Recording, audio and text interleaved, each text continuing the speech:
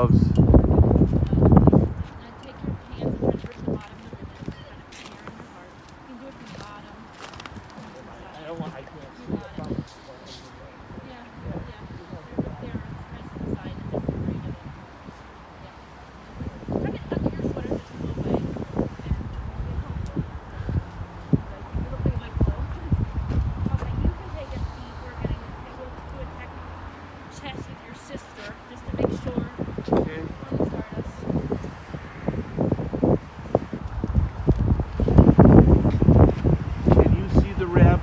Gentleman at the microphone stand?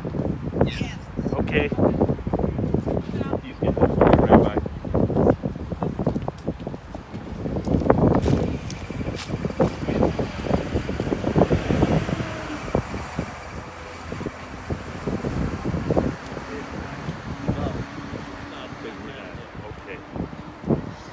Okay, Keith, for your sound check. Can you hear me? Barbara, can you hear me? Yes.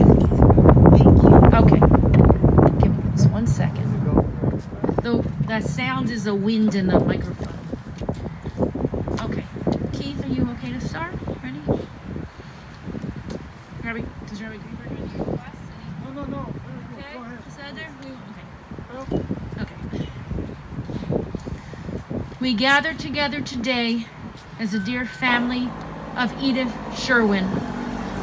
As we mourn her loss, we must also celebrate the full, rich life she led. Death has taken our beloved Edith. Friends grieve in their darkened world. In their silence, there's lamentation. In their tears, there's loneliness. Lost in their sorrow, may they find the presence of loving friends. Hear them, O God, and be with them. For her love that united us in life, and which death cannot sever. For her companionship which we share along life's path, and which still continues through the tenderness of memory. For the gifts of her heart and her mind, which brought us joy and happiness, and now become a precious heritage of the Spirit. For all these and more, God, we give you our praise. In his sorrow, Job cried out, Adonai Natan, Adonai Lakach, Yehi Shem Adonai Mevarach. God has given, and God has taken away. Blessed be the name of God. An ancient people were well acquainted with grief and with the valley of shadows. Death and sorrow are not strangers to us, yet the centuries have taught us that a good name endures beyond the grave, and there is strength in faith. With Job we say, Adonai Natan, God, you have given us a loved one who will not be forgotten. For what was good and enduring in her life, we offer the deepest thanks of our hearts. Proverbs 31. Asher chayil mi yimsa, rehok mipni mikra. A woman of valor who can find, she's more precious than fine pearls. Her husband trusts in her, and so he lacks nothing. She does him good, never harm, all the days of his life. She perceives that her labor is rewarding. Her candle burns on into the night. She reaches out to those in need and extends her hands to the poor. She is clothed in strength and dignity, and she faces the future cheerfully. She speaks with wisdom. The law of kindness is on her lips. Her children rise up and bless her. Her family sings her praises. Many daughters have done valiantly, but you excel them all. Take time to talk, for you may ask of all things unknown to you. Take time to laugh, for smiles relinquish sorrow and spread happiness. Take time to think, for the realm of knowledge is never ending. Take time to see. There is beauty in every part of the world around you. Take time to feel, for the emotions of your heart often control the reasoning of your mind. Take time to live, for each day is filled with new opportunities that will be gone tomorrow. Take time to dream, for survival is forever challenging the powers of your imagination. Take time to love, for the sharing of all these things is a true miracle of life. Psalm 121. Esa einai el haharim, ma'ayin yavo Ezri. Ezri me'im Adonai, osei shamayim va'aretz. I lift my eyes to the mountains. What is the source of my help? My help comes from Adonai, maker of heaven and earth. God will not let your foot give way. Your protector will not slumber. See, the protector of Israel neither slumbers nor sleeps. God is your guardian. God is your protection at your right hand. The sun will not strike you by day, nor the moon by night. God will guard your soul, your going and coming, from now and forever.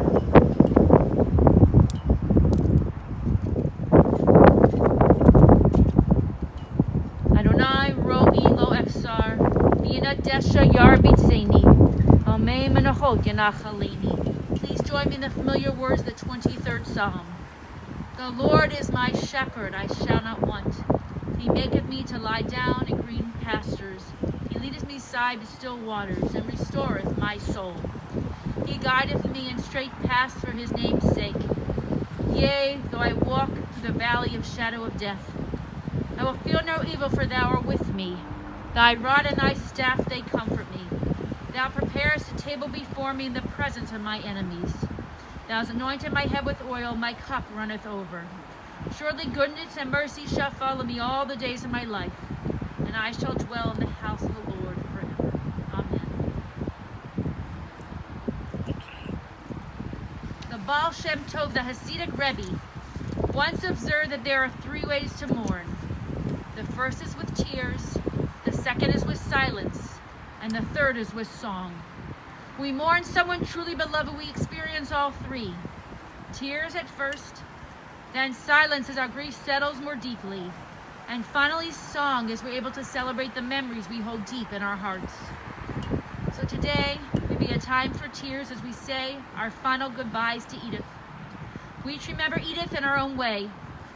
Keith and Sally, Barbara and Stephen, you remember Edith as a loving mother.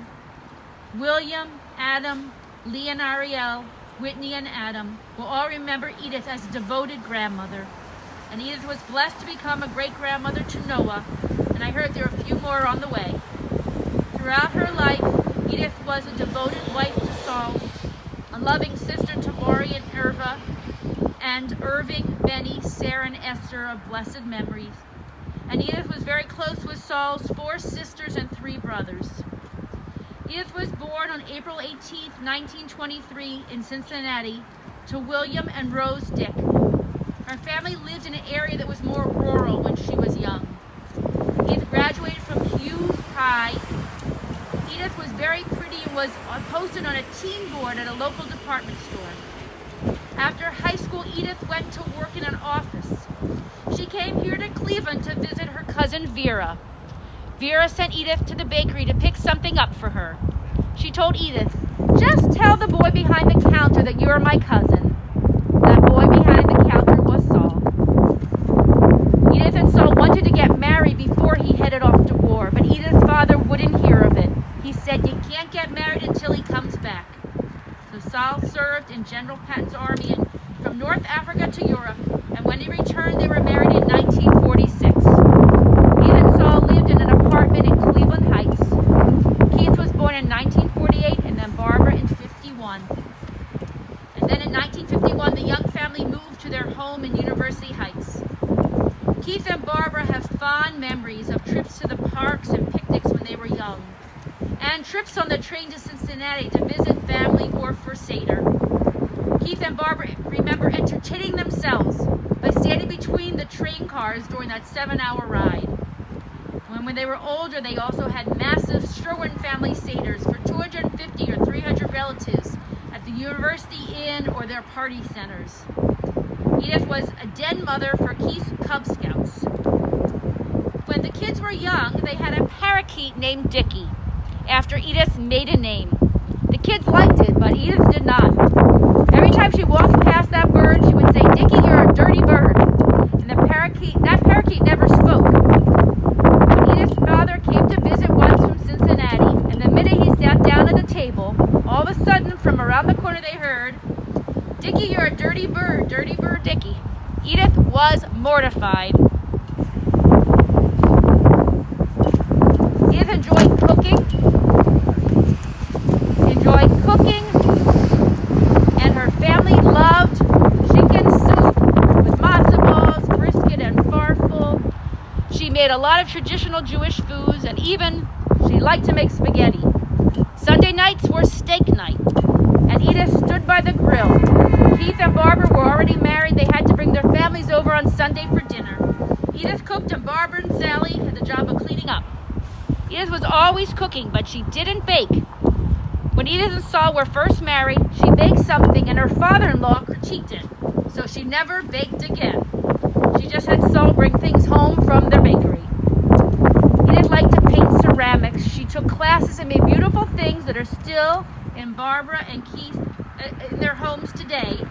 Edith also enjoyed playing cards, canasta, and mahjong. When Saul retired, they played canasta together.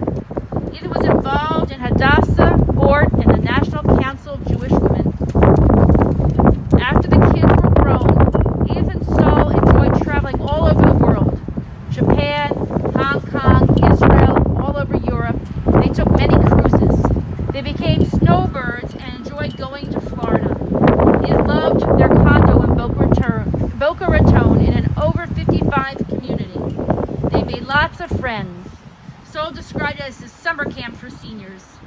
Edith loved going to the flea markets, and she bought Barbara and Sally all kinds of different things. Edith was ecstatic when the grandchildren were born. She just adored them. Barbara remembers when Whitney was born, Edith and Saul came down for 3 weeks, and then Whitney got sick and they came back for another 3 weeks. Edith loved to go to Atlanta to visit. And Sally remembers how Edith loved to help with the boys here in Cleveland. They spent time with them. They enjoyed going to Jogga Lake, SeaWorld, and museums together. Edith was very good-hearted. She was devoted to family and always willing to help if needed. Saul and Edith were devoted to each other. When she moved to Menorah Park, he would come over and visit her regularly. She had wonderful care at Menorah Park, and Keith and Barbara are especially grateful to her caregivers, Esther, Alisa, and Josie, who were with her for many years. So today is a time for tears. We are saddened by the loss of Edith, but we learned much from her, especially how to care for one another. Let your tears serve to strengthen and uphold you as a family. There's a story in our tradition about a rabbi who once passed an old woman planting trees. "Old woman," he called, "why are you planting those trees? You'll never live to see them blossom." But the woman replied, "My ancestors planted trees not for themselves, but for us, that we might enjoy their shade and their fruit. I too do the same for all those who come after me." Edith planted an orchard for each one of us, an orchard filled with devotion and with love, and these will always be here for us. We must be grateful that we are able to share in Edith's life. Tomorrow there'll be fewer tears, more silence. As the Baal Shem Tov noted, it will be time for pondering, a time for contemplation. Edith will become a greater part of our characters and our beings as we integrate the memories and the values she taught us into our own selves. But finally, there'll come a time for Saul. Time will come we can celebrate Edith. We recall all that we learned from her and how she touched each of our lives. May she rest in peace. Zecher Tzedakah Livracha. May the memory of Edith Sherwin be a blessing. Amen. Let us pause for a moment of silence as we each remember Edith in our own hearts.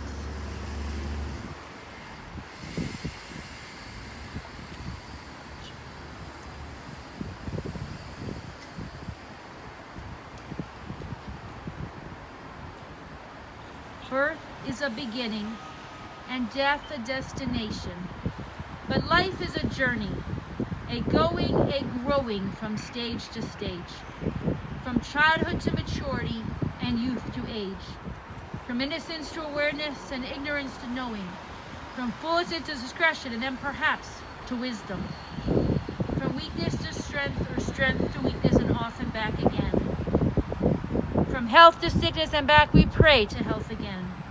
From offense to forgiveness, from loneliness to love, from joy to gratitude, from pain to compassion, and grief to understanding, from fear to faith, from defeat to defeat to defeat, until looking backward or ahead, we see victory lies not at some high place along the way, but in having made the journey stage by stage, a sacred pilgrimage.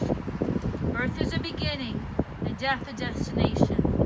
But life is a journey, a sacred pilgrimage made stage by stage to life everlasting. Please rise now for El Malay Rachamim. El Malay Rachamim, Shochen Bamromim, Hamsei Menucha Nechona Tachat Hanfei Hashchina, in Kiddoshim Utehorim, Kazor Harakia Mazhirim et Nishmat, Ita Bat Zev Velvo Ve'itol Rivka, Shalacha La'olama, Bal Harachamim Yashirechu Beseter Kenafav La'olamim, Ve'yitzur Bitzur Chachayim et Nishmata, Anahu Nachalata, V'tanuach B'shalom Al Mishkava V'nomar. Amen. Compassionate God, eternal spirit of the universe, grant perfect rest in your sheltering presence to our beloved Edith Sherwin, known in our tradition as Ita Bat Zev Velvo Ve'itol Rivka, who has entered eternity. O God of mercy, let her find refuge in your eternal presence, and let her soul be bound up in the bond of everlasting life. God is her inheritance. May she rest in peace, and let us all say Amen. We're going to now have them lower the coffin.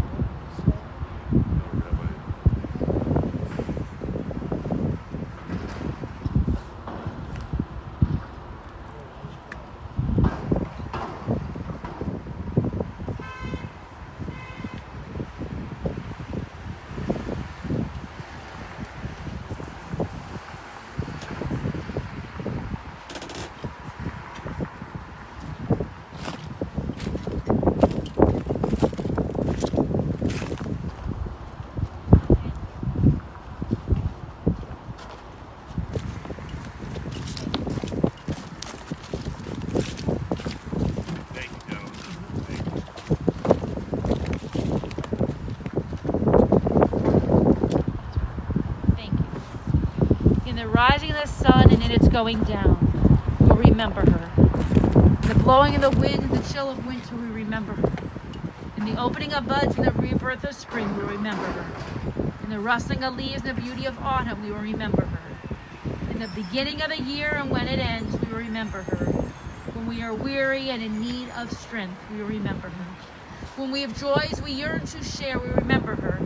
So long as we live, she too shall live, for she is now a part of us as we remember her. It's now our tradition to place earth on the coffin. We say the last act of devotion we can show your mom. We say the first hand should be hands of family. So please come forward. You can use your hand and use this shovel.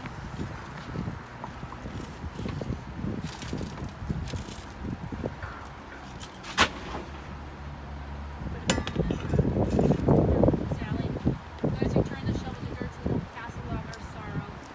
We're all sad today. Keep your mind on the floor.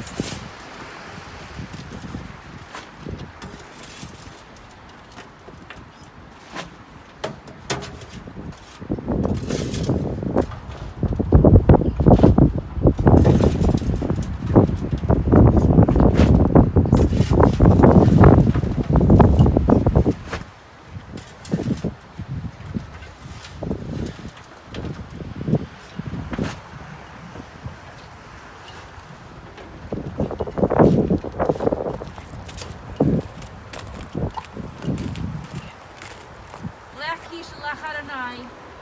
Go your way, for God has called you. Lech v'Adonai yemach. Go your way, and may God be with you. V'halach lefanecha tzidkecha kavod Adonai yasvecha. May your righteous go before you. May the memory of your life ever be present in the hearts and minds of all those who've known you and loved you. And may the glory of God receive you. Amen.